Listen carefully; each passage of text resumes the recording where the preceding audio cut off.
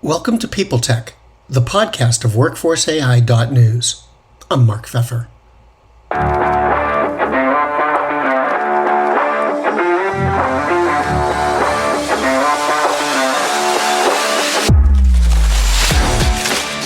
I'm talking today with Scott Bonneau, Executive Vice President of Product and Operations at Karat. They use technology to help employers hire engineers by combining the capabilities of tech with the insight and experience of actual people. We're going to talk about how AI fits into the interview process for both employers and candidates, and things to bear in mind as you try to make technology work for you. All on this edition of PeopleTech. Hey Scott, welcome. Let's get into the grandeur, meaning these are technology and interviews, and I wanted to start by asking, what's going on with AI? Is it being used only by solutions providers like yourselves? Is it being used by the candidates, and how?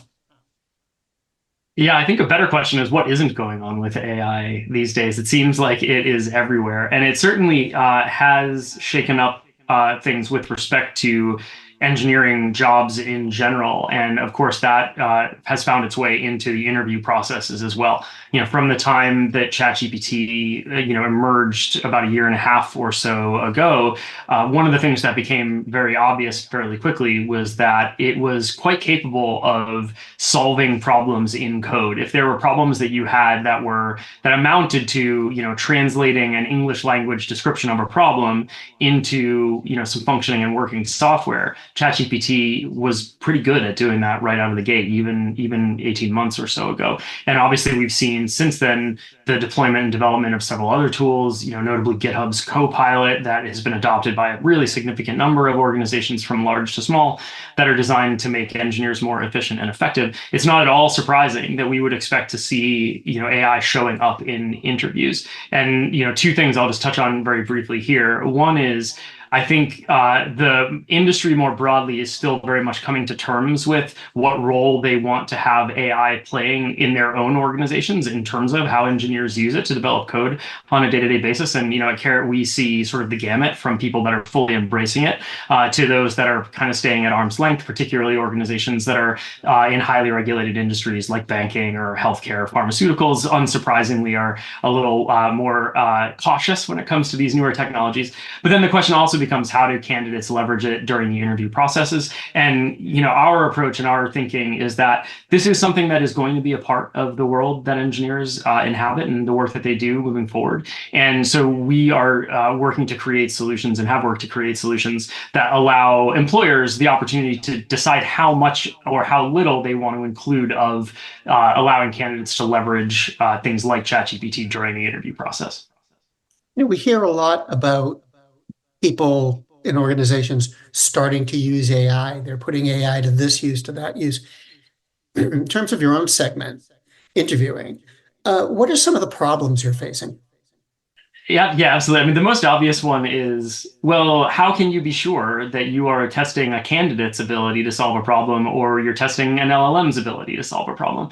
And this is, I think, one of the biggest challenges in particular with the offline types of assessments, offline code tests and the like, is that systems like ChatGPT, and particularly with the advancements that we've seen in GPT 3.5 and more recently with GPT-4, those technologies are getting more and more effective at taking natural language problem descriptions and translating it into working code. And at the end of the day, if you are in an interview process as an employer and you're trying to understand what a candidate's capabilities are, if the only thing that you have to look at is a piece of software that was produced asynchronously and then presented to you in the context of an interview, it can be very difficult to determine what was written by an LLM and what was written by a human. This is why I think it's very important, and it's always really been important, but it's becoming even more important now, that interview processes for technical roles, particularly engineering and programming type roles, focus on understanding, comprehension, expansion, those various things that go into the everyday work of engineering that really can help you understand what does the candidate actually know versus what the particular tool of choice that they're using to help them along the way knows. So does all of this change the role of the hiring manager in the hiring process?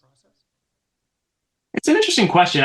What I would say is one of the things that I think is definitely going to change is what the day-to-day work of a software engineer is moving forward. And if I could use a little bit of an analogy from another industry, I think if you think about programmers or coders or software engineers historically, earlier career, more junior talent would be doing sort of more akin to what you might look at as like sort of copywriting or copy editing in sort of the literary field, right? You have a thing that you're trying to convey. You need someone to, put it into natural language and make it understandable and readable and convey its message and so on and so forth. And then folks that were in more senior positions were doing more editorial work, pulling in content from several different copy editors or copywriters, for example, and making sure that there is univocality in what they're presenting, that everything, adheres to the expectations and standards of brand safety or whatever have you. And there's an analogy, I know, I think I think with respect to the engineering world, where that's kind of the work of more senior developers or dev managers, technical leads, those types of things. Historically, was taking software that was written by a number of people, making sure that it played nicely together, and so on and so forth. I think what we are going to see, if you move just a little bit down the road, maybe 24, 36 months down the road, a significant amount of code that gets checked in and run in production is going to be written by these systems. And the work of engineers, that does not mean, by the way, that I think that software engineering roles are going to disappear. Far from it. I think the world is going to continue to need more and more software. But the work is going to be less about producing that sort of baseline code, and it is going to be more about integrating it, understanding and adapting it to include various concerns like security or privacy, accessibility, UI, making sure that everything is pretty and coherent from a design standpoint.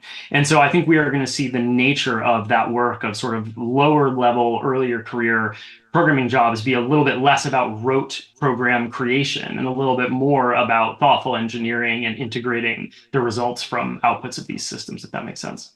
Turning to the internal workings of Karat, do you have plans or thoughts about what you might do with AI within your own products? Yeah, absolutely. I mean, the way that I have encouraged our teams to think about the impact that AI is going to have on Carrot, specifically given the sector that we are in, is sort of in three domains. So one is there's going to be a lot of hiring that's going to be done around AI roles, very quickly, much like over the course of the last 15 years, every company that had any kind of software suddenly had to worry about, for example, mobile or the cloud. Every, company is going to be looking at ways to incorporate AI technology into their application or their domain in some form or fashion. That's going to generate a lot of demand for people who have expertise in leveraging AI systems. So how can we help our customers assess for and hire great AI talent? That's sort of area number one. Area number two is going back to what we were speaking about earlier. How do we make sure that the assessments that we perform on behalf of our clients are actually testing the candidate's capabilities and not just the LLM's capabilities? So making sure that we have content and interview formats that are really designed to understand what the candidate is capable of, whether or not they happen to be leveraging any kind of AI tools in the process of the interview. And then the third is, what are the ways that we can leverage AI internally to make ourselves more efficient and effective? And one of the ways that we have focused on that and we found really good success is in the process of generating new content and new questions for our interview processes. So we have an entire team that's dedicated to content generation.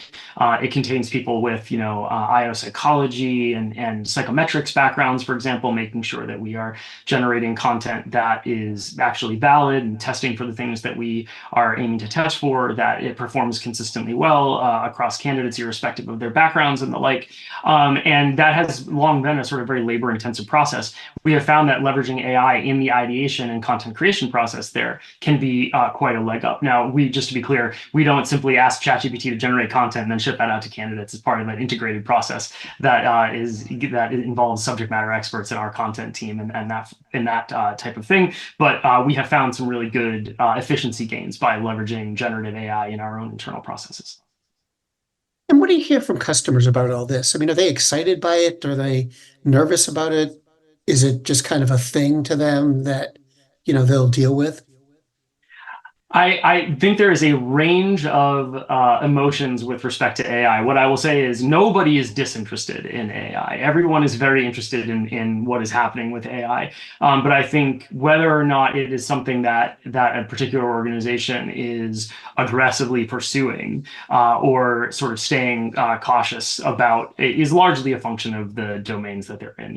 Not unsurprisingly, what we see is a lot of the sort of more tech native digital native companies are doing a lot of things around AI and really embracing it. Some of the more traditional industries are obviously staying a little bit more cautious. But one thing that I think we will see over the course of the next 12 to 18 months is I think there's quite a bit of hype and excitement, and I think rightly so, around what the possibilities of this technology are. But there are far fewer obvious applications of the technology where it is going to deliver, a step function improvement in performance or results along those lines. But I think that is going to change, as companies like Amazon and Google and Meta and OpenAI continue to develop their platforms, and as those ecosystems become similarly robust to what we see in like cloud computing or mobile, for example, it is going to become dramatically simpler and more accessible for companies to be integrating AI-powered solutions into their applications. And that's, as somebody that's been, in this industry for 25 plus years now, that's very exciting. So with all of this said, and you mentioned before that there's a lot of hype out there, where do you think AI really is right now? Is it really early stages, or does it live up to a lot of the hype, or what? Yeah, it's a good question. So I think it will live up to a lot of the hype. I think unlike what we saw, I think, a little bit with crypto over the, in the late, 20 teens and into the first couple of years of the 2020s, where in my opinion, crypto was a little bit of a solution in search of a problem. I think AI, it has extreme promise, and I think AI is genuinely going to change the way that companies build software, among many other things that I have less direct experience with. But that said, I do think it is this particular type of technology, large language models and generative AI, still very much is in its infancy. And I think we are going to see a similar pace of innovation and improvement. I mean, it's you only have to go look at some of the things like the image and video generation tools that were starting to come out, say, at the beginning of 2023, which were, you could tell that there was promise there, but they were very clearly very first generations of these things. But you look at them now, what's happening, and there are applications that are out there that are capable of generating 4K high-res video that you really have to look for to see whether or not it was generated by AI or it was done by hand. And that's with 18 months of work. If you fast forward another 18 months or another 36 months, I think we are going to see, similarly substantial leaps. It's quite a time to be, in this particular space. Yeah. Well, Scott, thanks very much. It was great to talk with you, and hope we'll talk again. Sounds great. Thanks, Mark.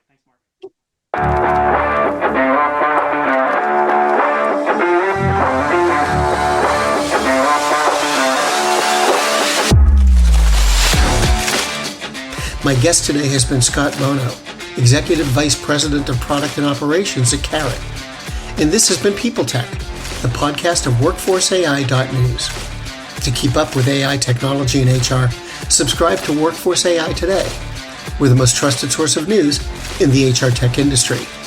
Find us at www.workforceai.news. I'm Mark Pfeffer.